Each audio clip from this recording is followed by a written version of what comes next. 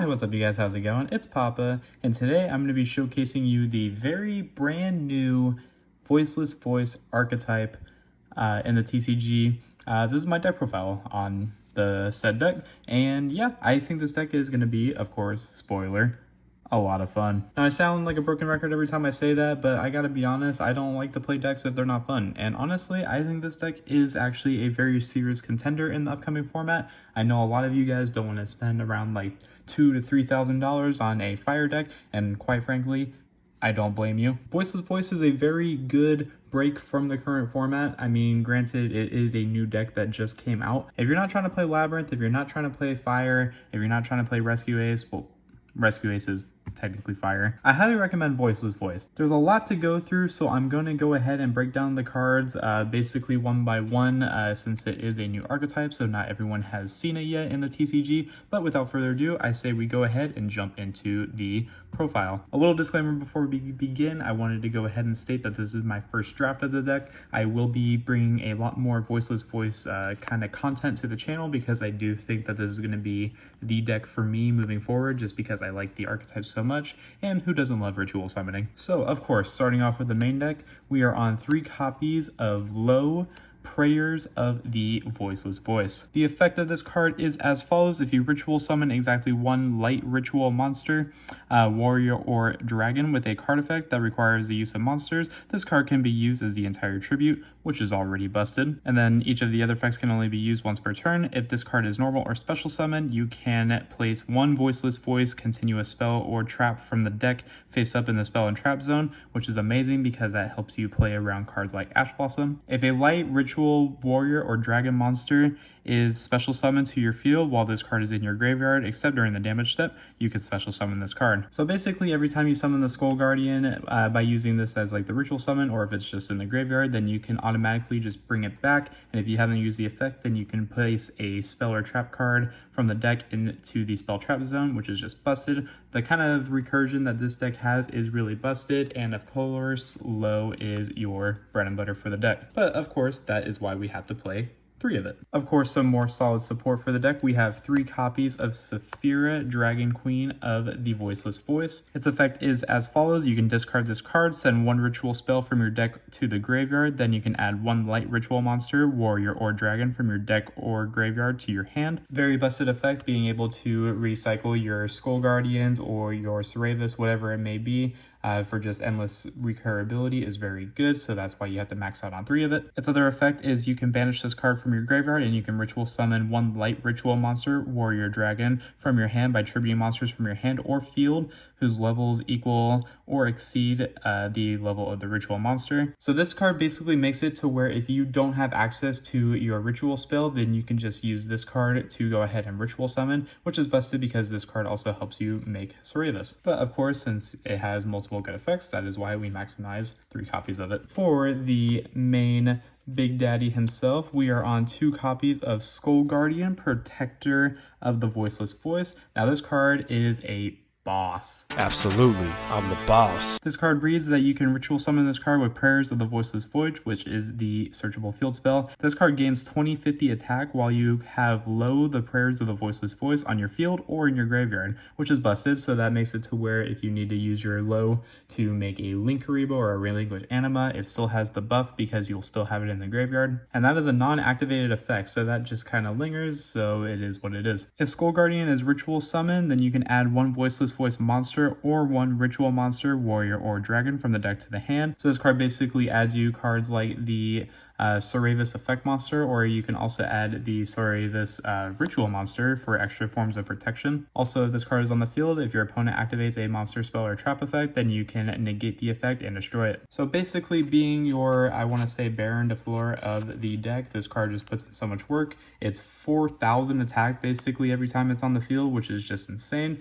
And then of course it is a built-in Omni Negate. So of course, who wouldn't like this card? But we only play 2 because we don't want to break on multiple copies, and since there is so much recursion in the deck, that is why you can get away with playing 2. For the newest effect monster of the deck. We play Cerevis, just one copy of it, the Cerevis Dragon Sage of the Voiceless Voice. This card reads that you can special summon this card from the hand by shuffling 2 spells from your hand and or graveyard into the deck, including a ritual spell. So basically helps you recycle your ritual spells to make it to where you never run out of them. When your opponent activates a card or effect, quick effect, you can return this card from the field to the hand, and you can special summon 1 light ritual monster, warrior, or dragon from your hand or deck, and then you shuffle it into the deck during the end phase. If your opponent activates a card or effect while this card is on the field, you can bounce this back to the hand, and you can special summon a ritual monster from your deck or hand to the field, and then you shuffle it back into the deck during the end phase. So since it is the end phase of the next turn, you can go ahead and you can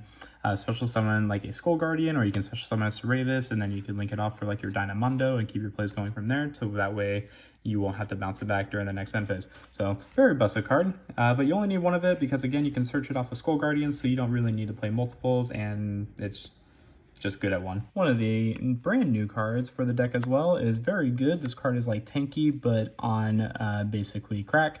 What this card does, Barrier the Voiceless Voice.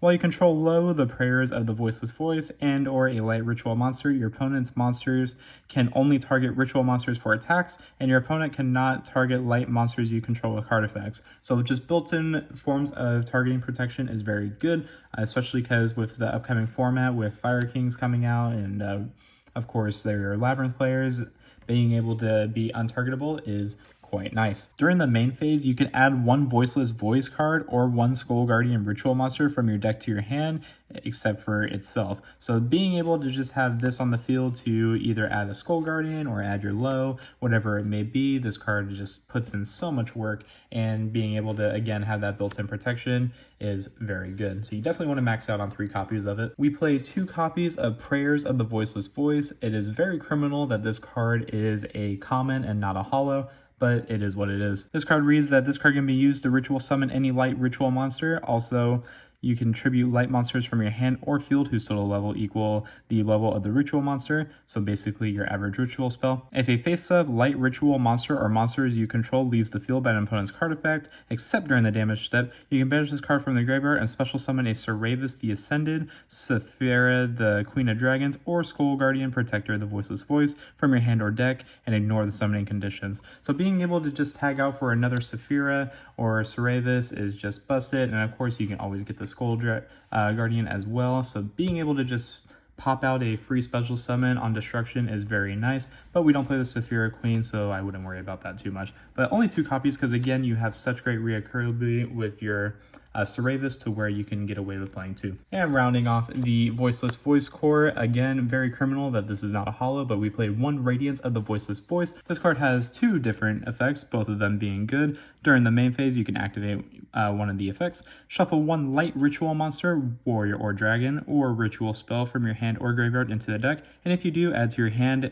or special summon a Voiceless Voice monster from the deck. The other effect reads that you can target cards your opponent controls up to the number of light ritual monsters, warrior or dragon you control, and destroy both this card and as many of the targeted cards as possible. So of course each effect is once per turn, but of course if you use the second effect then it's going to go to the graveyard anyway, but you can basically, if you resolve this once, you're probably winning the game. This card just does so much, and of course you can also place this in the spell and trap card zone off of your low, and it's just that good. For non-Voiceless Voice cards, we are on 3 copies of Diviner of the Herald, as well as the 1 copy of the Trias Hierarchia. The reason we're playing a Diviner package is because of the effects that it has. The Diviner being able to send your Herald of the Arclight from the extra deck to the grave to get you a free ritual search is very clean, and then it also helps for like going second when you're sending cards like Entis. And then of course if this card is tributed, which does happen a lot because of hint hint, the Trias Hierarchia. This card can help you special summon low from the deck if you don't already open up access to get to it. So this card is very, very clean. The Hierarchia is in here basically because this can be sent off of your Diviner, and that way the Diviner makes it to where you have something to easily trigger a tribute for it. The Hierarchia can tribute a fairy monster from your field, or about up to 3 fairy monsters, I believe, from the field to go ahead and special summon it. And then basically once this gets special summoned out by tributing the Diviner will get destroyed, and then it will go ahead and summon the low from the deck. So basically you're playing like the 3 This is essentially 3 Stratos and then your 1 Garnet, or basically for my old school players, this is your 3 Brilliant Fusion, this is your Garnet. But I'm not going to get too into it because we basically have this package just to help you get into your low access. I don't play any synchros in the extra deck other than the Herald of the Arclight, so there are builds where you could play the Excel Synchro Stardust, but I'm not playing that build. I just felt the need to just play these to be able to get as quick access to low as possible. So it's really just up to preference, and this is mine for right now. For some generic ritual support, of course, we have to play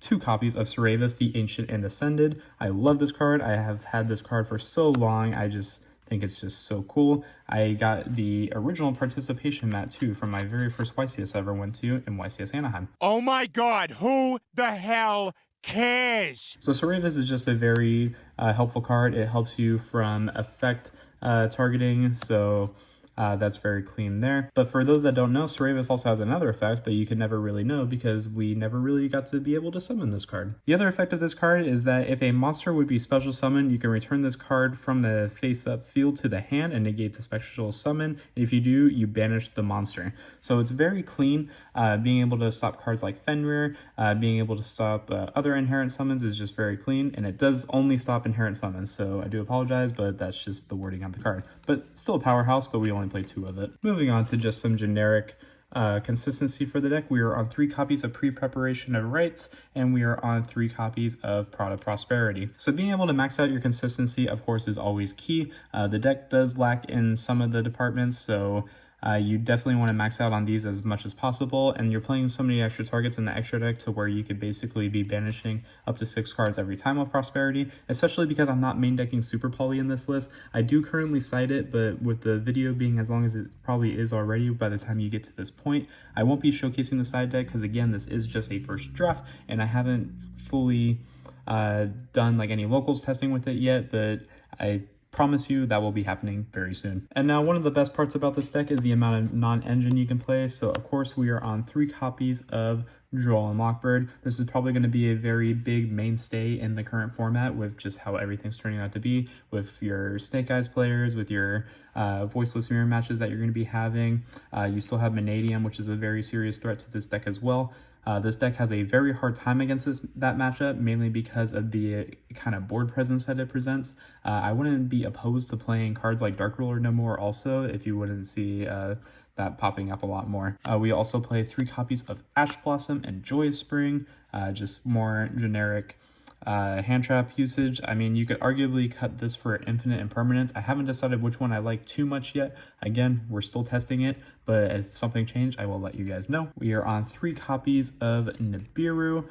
This card is very good for multiple reasons. Of course, it's very strong against the Snake Eyes matchup, but it also has usage too because it is a high-level light monsters, so if you need to tribute for your ritual spell, you can tribute the Nibiru, and you are off to the races. And then we are on 2 copies of Triple Tactics Talent. This is going to be a very big hand trap format, so I am opting to play 2 copies of Talent as well as the 1 copy of Call by the Grave.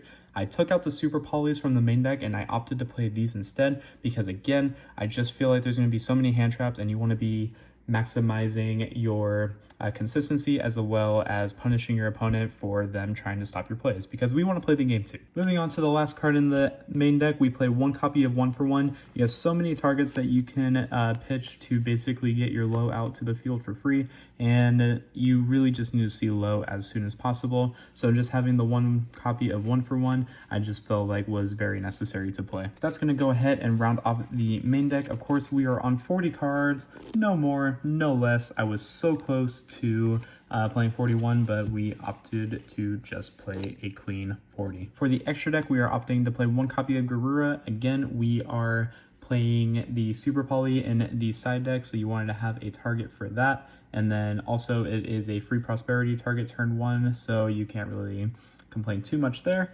We play 1 copy of Elder Entity Entis. This card is busted for just helping break boards. going second, so you got to play the 1. We play 1 copy of Mud Dragon of the Swamp. Mainly it's there for Super Poly, but again, you could use it game 1, turn 1 for your Pot of Prosperity as well. We then play 2 copies of Herald of the Arclight. Again, we are just trying to max out consistency as much as possible, so having extra copies of this does not hurt, and it also makes it to where it gets you free access to either the Ritual Monster or the Ritual Spell if you're not able to open up either one somehow. We only play 1 Xyz monster. It's 1 Typhon. I just feel like you have to play it because, again, you're just going to get into that situation where you are so screwed and you are basically out of options, and this card just helps you get out of really bad situations. For the rest of the extra deck, for the links, we are on 2 copies of Dynamondo. I just think that this card is just so good to play multiple copies of. I don't think Konami could have printed a better link monster for rituals other than Dynamondo. I think if they do want to give this deck some kind of hope, though, they should make this a foil because it's been so long and this card just needs a damn foil. Other than that, the card's really good. For our link 1s, we play 1 Link Karibo. Just being able to summon back your low is really good. 1 copy of Relinquish Anima. This is just for those that don't like to manage their columns well, so it hurts them. We play 1 Dark Charmer and 1 copy of Lina, mainly just because this deck is full of lights and darks, so being able to just punish the opponent is really good, and then you could bring cards to help rank up into your access code talker as well. We play 1 copy of Masquerena because Masquerena helps you make the Little Knight. Don't really know if this is going to be a mainstay. This might come out for another Super Poly target because I think, if anything, I would just rather play the Little Knight because it's just better than IP. Sorry, girl. And the last card we play in the extra deck is the Access Code Talker, of course, because we are just trying to go for that big final game shot. But yeah, guys, that is going to go ahead and do it for the deck profile on Voiceless Voice. Again, this is just a first draft of the deck. I want to go ahead and just keep exploring with this because there's so many options of playing it, so many different ways to do so, and I honestly just like what the deck does, and I hope you guys do too. But I really want to hear your feedback on this deck list. Please let me know in the comment section down below. Let me know what you're going to be playing post Phantom Nightmare, because I think this format is actually going to be kind of fun, but we're going to have to see what happens in Vegas because I think it's just going to be a whole lot of fire decks. But other than that, this has been Papa, and I will catch you guys all in my next video.